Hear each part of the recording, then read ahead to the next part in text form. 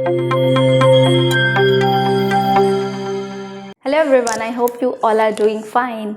So we are going to learn today the topic that is gender. Gender के बारे में पढ़ने वाले हैं. And gender is the noun by which we can identify whether the thing belongs to male, female or others. ठीक है, इससे हमें इसके जेंडर के बारे में पता चलता है, लिंग के बारे में कि ये किस लिंग में है या फिर कौन से जेंडर से बिलोंग करता है ये वर्ड या फिर ये थिंग या किसी चीज़ के बारे में कि ये किस जेंडर से बिलोंग करता है. ठीक है, so there are 4 types of gender which we are going to learn. So first one is masculine gender, जिसमें हमें मेल के बारे में पता चलता है. इट डिनोट्स मेल, मतलब अगर ये बिलोंग करता है मेल जेंडर से तो वो हम मैस्कुलिन में रखते हैं.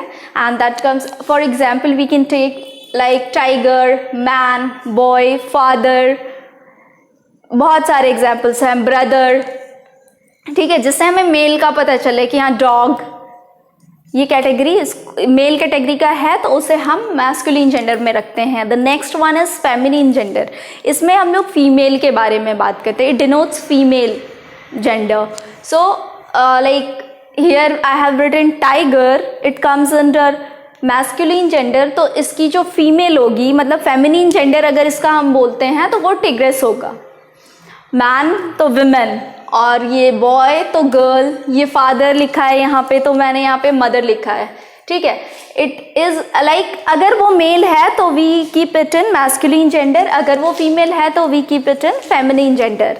ठीक है, the third one is neutral gender. अब न्यूट्रल जेंडर में क्या होता है कि इसमें ये जो है ना, ये collective noun, abstract noun and material noun, ये तीनों नाउन्स ये शो करता है. लाइक अगर the thing we can keep it, अगर मान लो कलेक्शन ऑफ थिंग है तो आप उसको किस जेंडर में रखोगे? If you don't know about that, so we keep it in neutral gender. उसका कोई ये नहीं है हमें कि लाइक वेदर इट इज ये फेमिनिन और मैस्कुलिन के अंडर नहीं आता है. ठीक है, कलेक्शन ऑफ थिंग्स है, एब्स्ट्रैक्ट मतलब फीलिंग्स है, और ये मटेरियल है, जैसे कोई सामान है, अगर थिंग है, it's non living, so we keep it under neutral gender. Insects and lower creature. So lower creature क्या होता है? छोटे छोटे इंसेक्ट्स जो होते हैं ना, एंट हो गई या फिर छोटा बेबी हो गया, इन्फेंट चाइल्ड, तो उसकी कोई जेंडर हम लोग नहीं वो कर सकते हैं. ठीक है, उसको हम लोग रखते हैं न्यूट्रल जेंडर के अंदर. Now for example we can take laptop, chalk, duster, sweetness, kindness. ये सब चीजें जो हैं एब्स्ट्रैक्ट नाउन के अंडर आती हैं. So we keep it in neutral gender. Crowd of people, bunch of keys, bunch of grapes. So it is collective noun and we keep it under neutral gender. अभी the next one is like crow, baby, etc. birds भी जो हैं तो वो छोटे creature के under में आते हैं, तो उसे हम लोग इसमें ही रखते हैं न्यूट्रल जेंडर में. एंट हो गया, एंट तो बहुत छोटी सी इंसेक्ट होती है, उसे भी न्यूट्रल जेंडर में रखते हैं. एंट हुआ या फिर वास्प हुआ, ये सब न्यूट्रल जेंडर के अंडर आएंगे. The next one is common gender. So common gender वो होता है जिसमें मैस्कुलिन और फेमिनिन, हमें इसके बारे में कुछ भी पता नहीं है. वेदर मैस्कुलिन भी हो सकता है, ये फेमिनिन भी हो सकता है. It can be whether male और फीमेल. जैसे जिससे भी हमें ये डिनोट नहीं होता है कि वो मेल है कि फीमेल है. जैसे अगर मान लो हमने बोला टीचर, तो टीचर से आपको ये पता नहीं चलता है कि whether you are talking about a female teacher और you are talking about a male teacher. It is not clear. It's just a teacher. So teacher कोई भी हो सकता है. डॉक्टर, स्टूडेंट कोई भी हो सकता है, वेदर अ गर्ल और बॉय. ठीक है, जिन वर्ड्स से हमें ये डिनोट नहीं होता है कि ये कौन सा है जेंडर है, मेल है या फीमेल है, उसे हम लोग कॉमन जेंडर के अंडर रखते हैं. अब हमारे पास लाइक आपको फेमिनिन, बहुत सारे मैस्कुलिन जेंडर दिए होते हैं, अब उसे हम चेंज करते हैं फेमिनिन जेंडर में, तो वो कैसे करते हैं? उसके हमारे पास 3 वेज होते हैं. ठीक है, so here I have written that there are 3 ways of changing, forming feminine. ठीक है, फेमिनिन नाउन में से चेंज करना है ना, तो आप इसको कैसे करोगे? तो फर्स्ट वन है by using an entirely different word. आप बिल्कुल कंप्लीटली डिफरेंट वर्ड यूज करते हो। जैसे यहाँ पे मैन है, मैन का हमने लिख दिया वुमेन, ठीक है।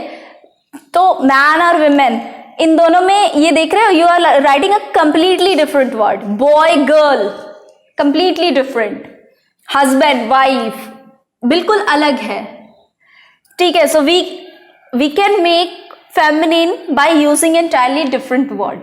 एक बिल्कुल अलग वर्ड आपको लिखना होता है वहां पे, उस तरीके से एक बना सकते हैं।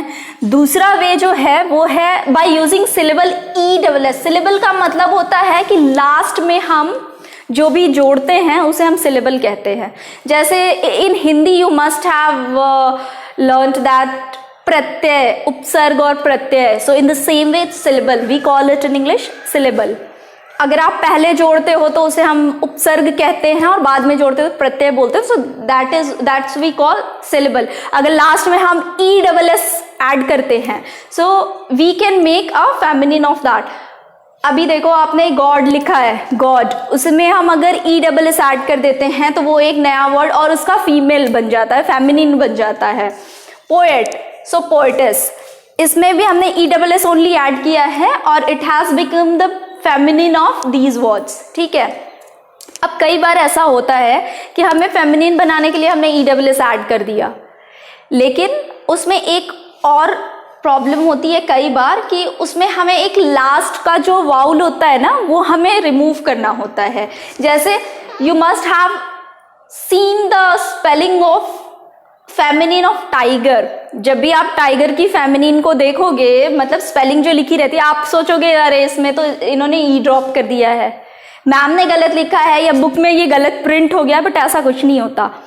Sometimes what happens, so in some words ESS add जरूर करते हैं लेकिन हम लास्ट की वाउल जो है उसको ड्रॉप करते हैं।